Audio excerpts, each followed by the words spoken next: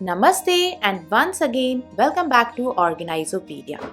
आज की इस वीडियो में मैं आप सबके साथ में शेयर करने वाली हूँ कि किस तरीके से जो स्टडी रूम या फिर स्टडी डेस्क होता है उसे हम ऑर्गेनाइज्ड करके रख सकते हैं, ताकि हम अपना जो भी काम वहाँ पर कर रहे हैं उसे without any tension care free होकर के कर पाएं।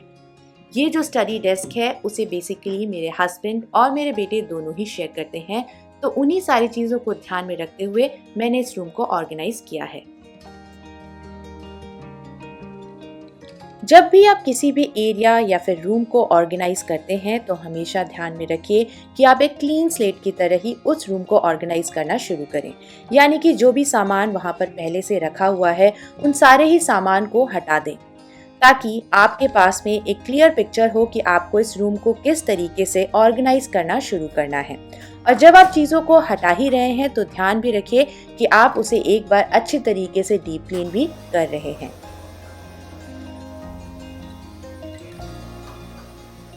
स्टडी डेस्क के पीछे वाली वॉल थोड़ी ज़्यादा गंदी हो गई थी, तो मैं यहाँ पर उसे रीपेंट कर रही हूँ। अगर आपके स्टडी डेस्क में कुछ इस तरीके से ओपन शेल्फ है तो आप इस पोर्शन को डेफिनेटली एवरीडे में यूज आने वाली चीज़ों के साथ में ऑर्गेनाइज नहीं कर सकते हैं। फर्स्ट, वो बहुत जल्दी गंदी होगी और क्योंकि ये हाइट पर है तो उसे हर कोई एक्सेस नहीं कर पाएगा। तो इस तरीके के शेल्फ्स को आप छोटे बड़े डेकोर पीसेस के साथ में डेकोरेट कर सकते हैं।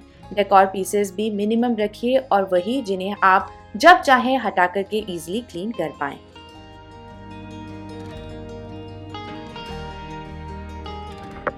टेबल टॉप के जो पीछे वॉल है वहाँ पर मैं एक छोटा सा बुलेटिन बोर्ड लगा रही हूँ। क्योंकि ये मेरे बेटे का कमरा है तो इसे थोड़ा सा डेकोरेट करना तो बनता है। तो यहाँ पर मैंने कुछ फोम वाले डेकोरेशंस लिए हैं जिसे मैं सिंपली पिन के साथ में बुलेटिन बोर्ड के ऊपर पिन कर रही हूँ।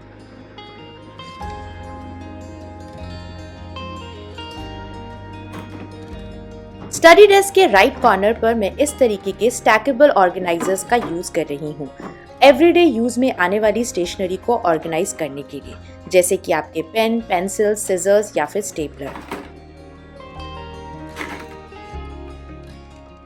ये बेसिकली एक पेपर ट्रे है जहां पर आप A4 साइज शीट्स को आराम से ऑर्गेनाइज करके रख सकते हैं। इस तरीके का एक ऑर्गेनाइजर डेस्क पर रखने से आप नोटबुक्स, नोटपैड्स और पेपर को आराम से ऑर्गेनाइज करके रख सकते हैं। यहाँ पर मैं एक कॉर्नर मॉनिटर राइजर का यूज कर रही हूँ मॉनिटर को प्लेस करने के लिए। जब भी आप लंबे टाइम के लिए बैठ के काम करते हैं जरूरी होता है कि आप एक स्ट्रेट सिटिंग पोस्चर मेंटेन कर पाएं। राइजर के नीचे अभी थोड़ा सा स्पेस है तो मैं इस तरीके की एक छोटी सी बास्केट का यूज कर रही हूँ माउस और हेडफोन्स को प्लेस करने के लिए, ताकि हम इस स्पेस को यूटिलाइज भी कर पाएं और ये सारी चीजें ऑर्गेनाइज भी रहें।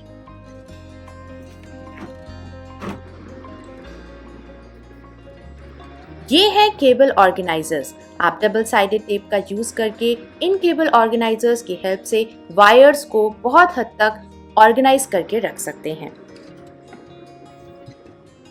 ये है एक हेडफोन ऑर्गेनाइजर, जिसे आप चाहें तो स्क्रू की हेल्प से वॉल के ऊपर फिक्स भी कर सकते हैं या फिर आप इस तरीके से पील को रिमूव करके इसे वॉल के ऊपर डायरेक्टली स्टिक भी कर सकते हैं।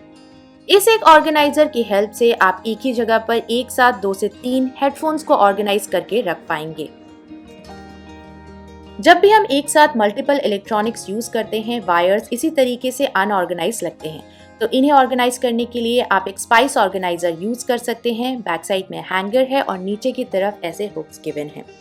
सिंपली आप नेल के ऊपर इस ऑर्गेनाइजर को, जैसे आप किचन में स्पाइसेस ऑर्गेनाइज करने के लिए हैंग करते हैं, वैसे ही आपको हैंग करना है।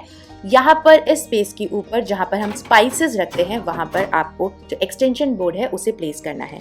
अब आप देखेंगे कि ये हर तरफ से ओपन है, तो देखिए कितने आराम से जो प्लग है वो वहाँ से पास हो पा रहा है। जब भी हम घर को ऑर्गेनाइज करते हैं, अगर हम थोड़ा सा आउट ऑफ द बॉक्स सोचें तो हम पैसे भी बचा सकते हैं और घर को ऑर्गेनाइज भी कर सकते हैं।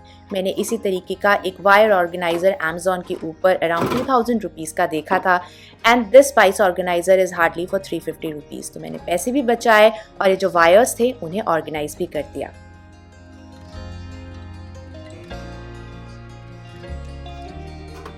सारे वायर सेग्रीगेट भी हो गए और इन्हें अब इजीली यूज कर पाएंगे। एक्सटेंशन स्ट्रिप के लेफ्ट साइड में है प्रिंटर और प्रिंटर को रखने के लिए हम इस तरीके के एक मिठाई के डब्बे का इस्तेमाल करते हैं। इसे मैं पिछले 1 या 2 साल से इस्तेमाल कर रही हूँ, लेकिन अब इसकी कंडीशन थोड़ी सी खराब होनी स्टार्ट हो गई है। सो वी थॉट कि अब इसे चेंज करने का टाइम भी आ गया है। तो इस बार मैंने ऑर्डर करी है एक मंदिर की चौकी। क्योंकि यहाँ पर हाइट थोड़ी सी कम है तो मैं काफ़ी हाइटेड ऑर्गेनाइजर्स प्रिंटर रखने के लिए ऑर्डर नहीं कर सकती थी। तो ये जो एक मंदिर की चौकी है वो एकदम परफेक्टली यहाँ पर फिट भी हो गई। इसके साथ में एक ड्रॉर भी है, यहाँ पर हम अपने कुछ A4 साइज शीट्स को रख भी पाते हैं।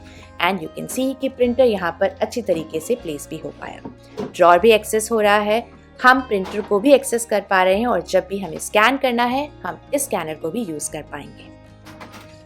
प्रिंटर को डस्ट से बचाने के लिए मैं यहाँ पर एक किचन टॉवल का यूज कर रही हूँ। बैक साइड में अभी यहाँ पर स्पेस है, तो जितने भी एक्स्ट्रा हमारे बाइंडर शीट्स हैं मैं यहाँ पर पीछे उस बंडल को प्लेस कर दूंगी।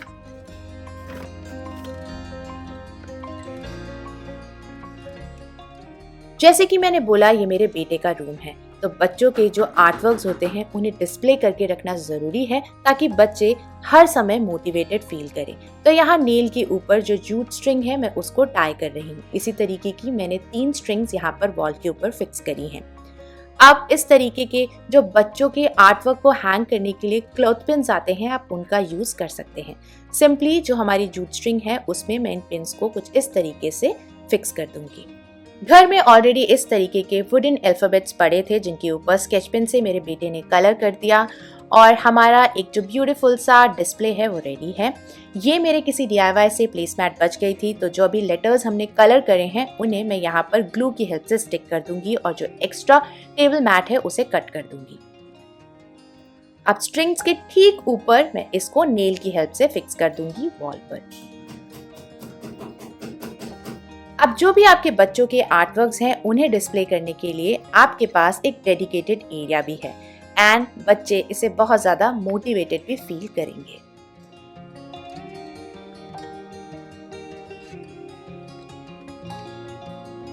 कभी कभी स्पेस क्रंच होने की वजह से हम बुक्स को स्टडी डेस्क या फिर कबर्ड्स में नहीं रख पाते हैं, तो आप इस तरीके के एक स्पाइस ऑर्गेनाइजर का यूज कर सकते हैं बुक्स को रखने के लिए।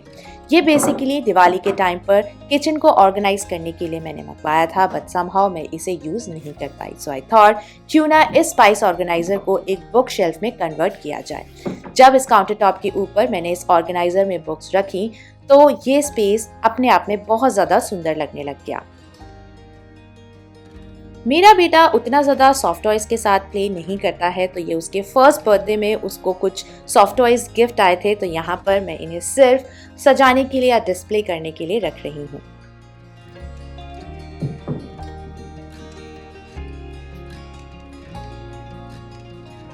ये है इनविजिबल और फ्लोटिंग बुक शेल्फ। क्योंकि बुक्स तो मैंने ऑलरेडी स्पाइस ऑर्गेनाइजर में रख दी हैं, सो आई थॉट कि इसे वॉल से हटाने से अच्छा है कि मैं यहाँ पर कुछ टॉयज को रखूं as a decor piece.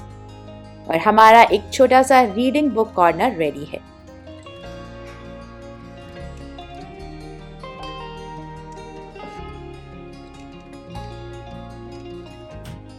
Already ये कॉर्नर पहले से ही डेकोरेटेड एंड ऑर्गेनाइज्ड है, तो जो फ्रेम्स थोड़े बहुत डिस्प्लेस हो गए हैं अपनी जगह से मैं उन्हें वापस से सेट कर रही हूँ।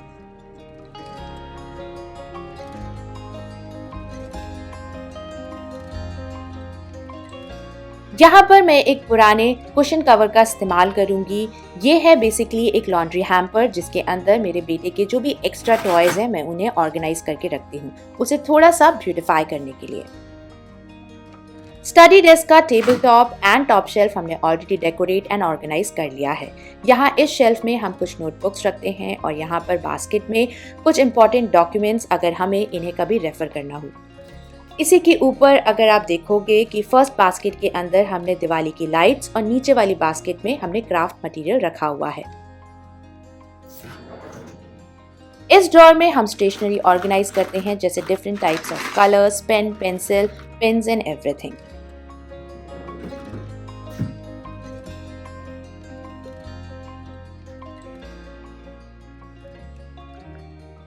इन ड्रॉर्स के अंदर होता है कैमरा, इक्विपमेंट्स एंड कुछ और other books and notebooks. Study desk के इस कबर्ड में हम ऑर्गेनाइज करेंगे स्टेशनरी, जैसे कि बैक साइड में A3 शीट और कुछ बड़ी कलरिंग बुक्स। इस बास्केट के अंदर डिफरेंट टाइप्स ऑफ पाउचेस, क्योंकि मेरे बेटे को पाउच कलेक्ट करने का बहुत ज्यादा शौक है। इस बास्केट के अंदर वाटर कलर्स हैं। यहाँ पर सबसे पहले एग्जाम राइटिंग बोर्ड्स और एक फोल्डर के अंदर जो भी एग्जाम में आंसर शीट्स मिलती हैं उन्हें मैं इस फोल्डर में ऑर्गेनाइज करके रखती हूँ। और फ्रंट में सारी बुक्स एंड नोटबुक्स, क्योंकि बुक्स इस तरीके से फॉल करती रहती हैं तो मैं यहाँ पर इस बास्केट का यूज करती हूँ जिसमें हैंडल है। यहाँ पर इस तरीके से रख करके एक बुक एंड भी क्रिएट हो जाता है और जो भी न्यू नोटबुक्स होती हैं उन्हें मैं इसी बास्केट में ऑर्गेनाइज करके रखती हूँ ताकि ये सेपरेट अलग से रखी रहें।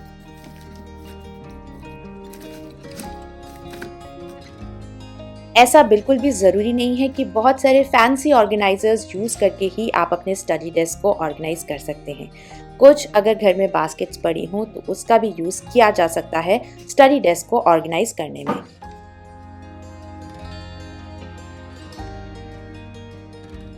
रीडिंग कॉर्नर को हमने रेडी किया है इस कस्टमाइज्ड चेस्ट ऑफ ड्रॉर्स के टॉप में। तो फर्स्ट ड्रॉर में है हमारी एक्स्ट्रा स्टेशनरी और नीचे के 2 ड्रॉर्स में मैं ऑर्गेनाइज करके रखती हूँ टॉयज को।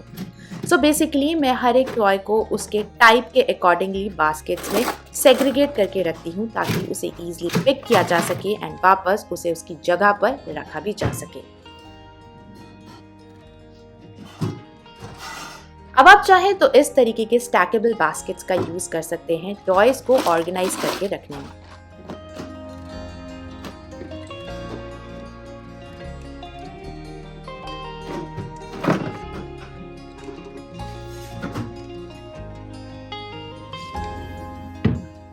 यहाँ पर मैं फोल्डर्स का इस्तेमाल करती हूँ जैसे कि stickers, A4 size sheets, pastel sheets, colour sheets को सेग्रीगेट करके अलग से अच्छे से ऑर्गेनाइज करके रखने के लिए। इस बास्केट के अंदर जो भी रिटर्न गिफ्ट में स्टेशनरी मिलती है उसे रखा हुआ है। यहाँ पर अलग अलग तरीके की ग्लू है जिसे मैं और मेरा बेटा दोनों ही इस्तेमाल करते हैं। इन बॉक्सेस में मैंने पहले से ही लेबल करके रखा है, जैसे कि इसके अंदर है फैंसी इरेजर्स, यानी कि जितना भी हमारी न्यू स्टेशनरी का स्टॉक है वो मैं यहाँ पर रखती हूँ। मैं इस टॉप ड्रॉर का इस्तेमाल करती हूँ नई स्टेशनरी को रखने के लिए ताकि इसे मेरा बेटा जल्दी जल्दी ओपन ना कर पाए।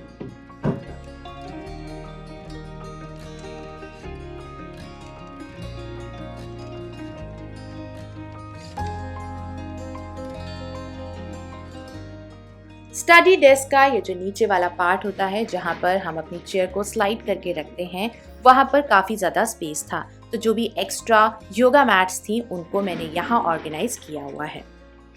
अब इस तरीके का एक नोटिस बोर्ड या फिर बुलेटिन बोर्ड लगाने का फ़ायदा है कि आप जो भी आपकी टू डू लिस्ट होती है या जो इम्पोर्टेंट नोट्स हैं उन्हें रख सकते हैं। एक माउस पैड भी रखिए अपने डेस्क को और भी ज़्यादा फंक्शनल बनाने के लिए। ये ऑर्गेनाइजर सेट ऑफ 4 में आता है। पहले मैं सिर्फ 3 ट्रेज ही यूज करती थी, बट देन मुझे लगा इन चारों ट्रेज को यूज करके एरिया और भी ज्यादा फंक्शनल बनाया जा सकता है।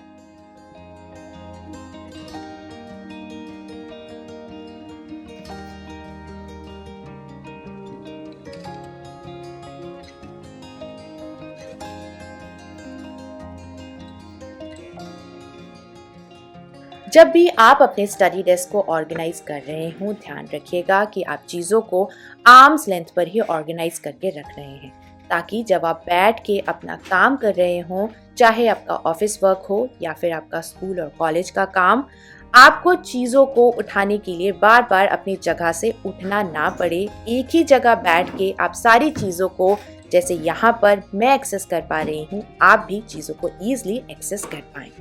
तो ये था आज का वीडियो एंड आई होप कि आप सबके लिए ये टिप्स यूजफुल रहे होंगे। I will see you next time. Till then enjoy, take care and bye bye.